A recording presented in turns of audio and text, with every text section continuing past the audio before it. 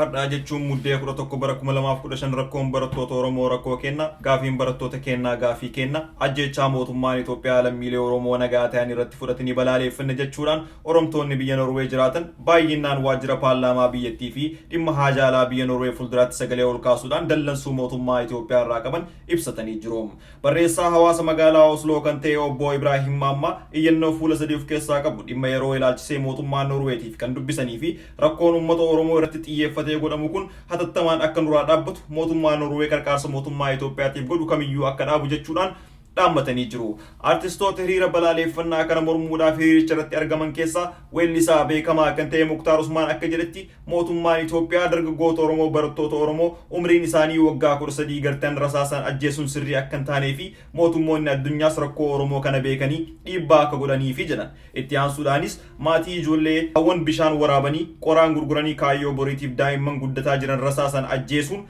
kan hedduu nama gaddisiisu ta'us garuu dhukkubaa fi rakkoolee adda addaatiinis lubbuun namaa hin dabarti kan jedhe weellisaa Muktaar Usmaan maatiiwwan ijoollee kanaatiif gaddi keessan gadda kenna ijoolleen keessan du'a gootaa wareegaman kanaafuu seenaa dhufuuf dabru keessattis yaadatamuuf ta'an jechuudhaan dhaamsa ofii dhaammatanii jiran. Kanneen hiriira kana keessatti argaman keessaa kan biraa immoo saba Somaalee Ogaaden irraa kan hiriiricha irratti argaman itti gaafatamaa Somaalee Ogaaden kan ta'an Haniif Abdul Ahdi nuyi fi uummanni Oromoo obboleeyyani jedhan. Kanaaf rakkoon mootummaa Itoophiyaa obboleewwan keenya irratti dhaqqabsiisu kamiyyuu nu galcha jedhan. Kanaaf kan nuti asitti argamnee fi kan nun jedhan itti gaafatamaan saba Somaalee Ogaaden kun itti aansuudhaanis mootummaan Itoophiyaa saba Oromootii fi saba Somaalee walitti buusuudhaan umrii isaa akka dheereffataa jiru sirriitti beekna. Kanaafuu kun akka dhaabbatuuf wal wajjin taanee mootummaa kana akka ofirraa dhaabnu saboota Oromoo dabalatee saboota cunqurfamoo ta'an wajjin walii galtee mallatteeffannee jirra jedhan.